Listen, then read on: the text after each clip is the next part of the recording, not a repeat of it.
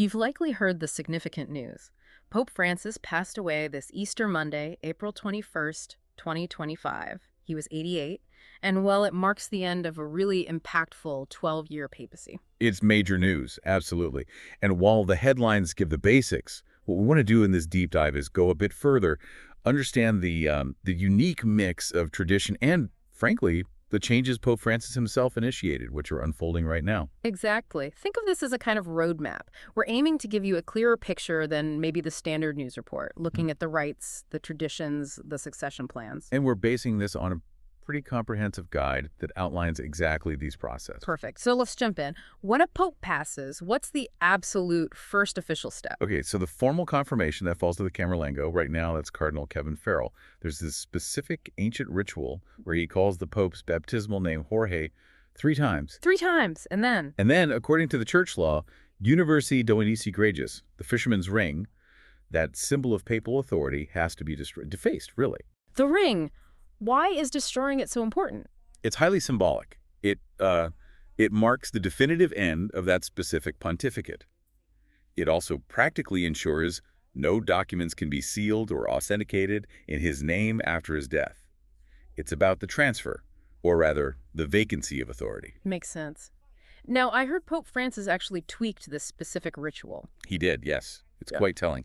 In 2023, he directed that the confirmation and the initial steps with the ring wouldn't happen in the Grand Apostolic Palace anymore. Oh, where then? Instead, it takes place in the chapel of the Domus Sanctae Martha, the residence where he chose to live.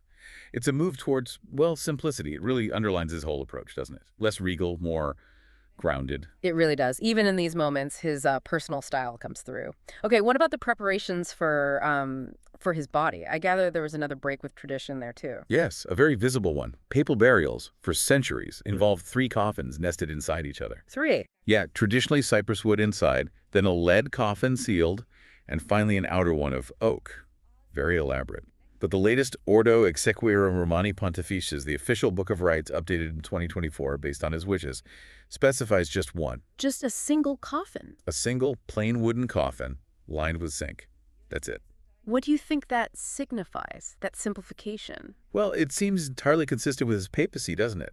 That focus on humility, on stripping away some of the perhaps unnecessary ceremony or grandeur. It's a stark contrast. Definitely. So what actually goes inside this simpler coffin with him? Despite the coffin's simplicity, some traditional symbolic items are still included. There's a copper tube containing a parchment scroll, the Rugito, which details the key events of his pontificate for the historical record. A record for posterity. Exactly.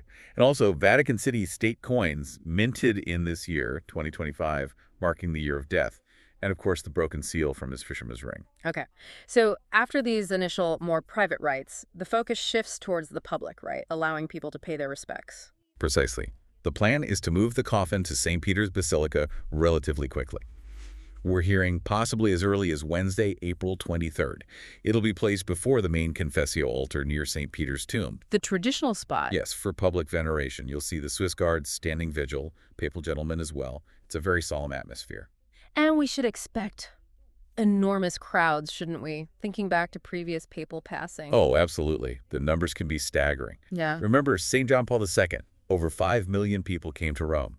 Now, each situation is different, but huge crowds are, well, a given. How long will people have to view the coffin? Typically, it's around 3 days. It's worth noting Rome's crowd management infrastructure has been significantly upgraded, partly in preparation for the 2025 Jubilee year, so they should be better equipped than perhaps in the past. Right, good point. Okay, so after the public viewing comes the funeral mass itself. What's the timing for that? The rules, again from Universi Dominici Gregis, state the burial must happen between the 4th and 6th day after death.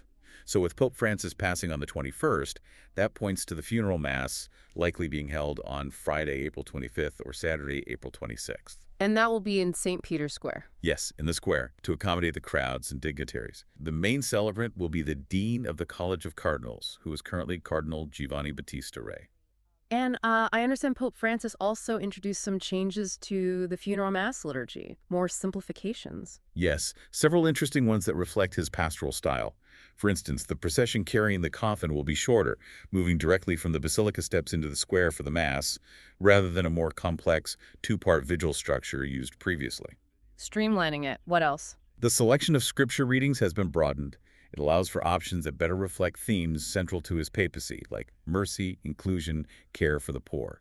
It lets the liturgy itself echo his teachings one last time.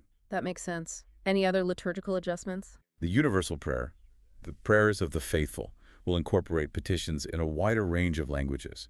We're hearing Spanish, Tagalog, Swahili mentioned, which really highlights the global nature of the church he championed. A very Franciscan touch, reflecting the world church. Indeed.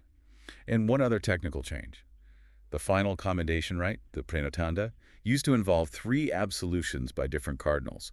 That's been simplified to a single committal prayer. Again, a move towards brevity and focus. So a more focused, globally representative service, and of course, many world leaders will attend. Yes, diplomatic protocol is quite strict for seating. We know King Philip VI of Spain is confirmed, President Sergio Massa of Argentina, Pope Francis's home country, and UN Secretary General Antonio Guterres are expected, among many others. It's a major diplomatic event. Okay, now this next point feels really significant. His chosen burial place. That's a major departure, isn't it? It really is. Hugely significant. Pope Francis requested not to be buried in the Vatican grottos beneath St. Peter's, which has been the tradition for centuries. So He chose the Basilica of St. Mary Major, across Rome. This makes him the first pope buried outside the Vatican since Nicholas V, way back in 1455. wow. St. Mary Major, why there? His personal devotion to the Virgin Mary, particularly the icon Silis Populi Romani, housed in that basilica, was incredibly deep. He visited it before and after every international trip. It seems a deeply personal choice, reflecting that devotion. That must have required some special preparation at St. Mary Major. It's not usually a papal burial site. Exactly. Reports suggest that work has been underway for some months already, preparing and reinforcing some of the catacomb vaults beneath the basilica's Borghese chapel, specifically to create a suitable tomb. Adapting an ancient space, what are the final steps of the burial ceremony there? After the final prayers of the burial rite are concluded at St. Mary Major, the coffin, that single wooden coffin, will be sealed. Then it's lowered into a niche, likely lined with travertine marble. And then sealed. Yes, covered with a marble slab. And the inscription is expected to be very simple, just Franciscus PP. Francis, Pope and his life years, 1936-2025. Again, reflecting that desire for simplicity. So the burial concludes the funeral rites, but the official mourning period continues for a bit longer, the novemdiales. That's correct. The novemdiales, meaning 9 days, begin the day after the burial. It's a traditional period of sustained mourning and prayer for the deceased pope. What happens during those 9 days? Each day, a requiem mass is celebrated, usually by senior cardinals, often in St. Peter's. The liturgical color is red, symbolic of mourning for a pope.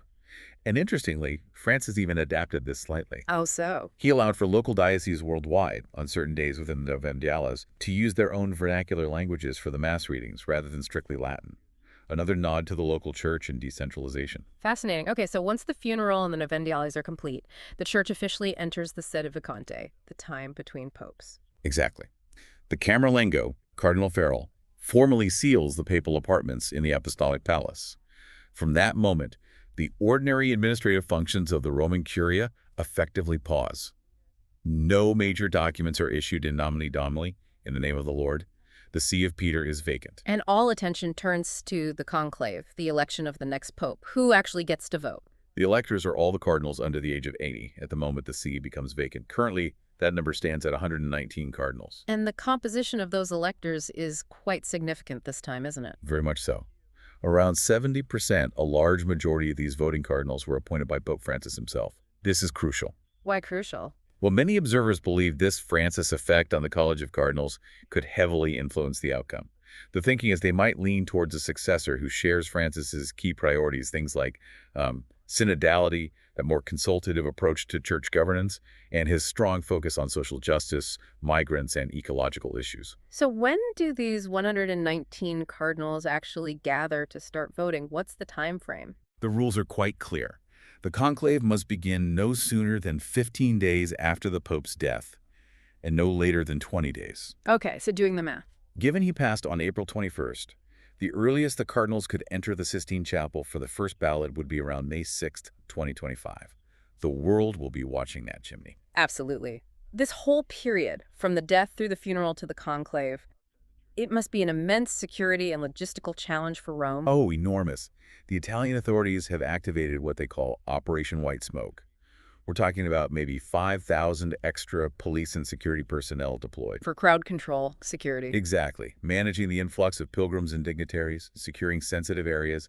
They'll implement no-fly zones, especially no drone zones, over the Vatican, and increase screening at train stations and airports. It's a huge undertaking. And the media presence must be wall-to-wall. Completely.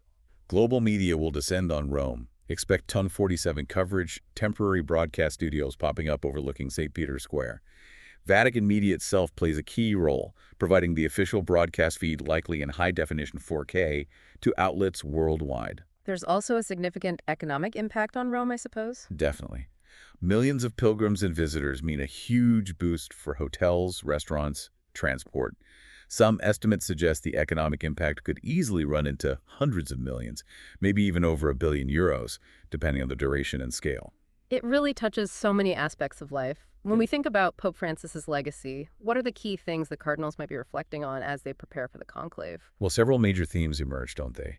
His unwavering pastoral focus, especially his outreach to migrants, the poor, those on the peripheries. His push for interreligious dialogue was constant. And his internal church reforms. Yes, the emphasis on synodality, trying to create a more listening, decentralized church. And his environmental leadership, Laudato Si's and Laudato Deum, were landmark documents, really positioning the church on climate change. Plus, the curial reforms and Predicate Evangelium, aiming to make the Vatican bureaucracy more efficient and service-oriented. These are all major parts of his footprint. They certainly are. Now, just to clarify a practical question many people might have right now, is Pope Francis already buried? No, absolutely not yet. That's important. As of today, April 21st, 2025, he has passed away, but the process is just beginning. His body will lie in state first in St. Peter's Basilica for several days for public viewing. And the funeral and burial? Those are expected between the 25th and 27th of April, following the lying in state period. The burial itself at St. Maria Maggiore will be the concluding part of those funeral rites. So we are really at the start of a very historic and unique transition for the Catholic Church. It truly is. It's a moment thick with history and tradition, but also so clearly marked by the very personal choices and reforming spirit of Pope Francis. Even his final wishes, the simpler coffin, the burial outside the Vatican, speak volumes about his values, that solidarity with maybe the simpler roots of the Church, his connection to Mary. It really makes you pause and think. How will these reforms he started and the cardinals he appointed shape what comes next? What direction will the Church take now? That's the fundamental question hanging over Rome right now, isn't it? How his legacy influences the future. It's a profound moment to witness.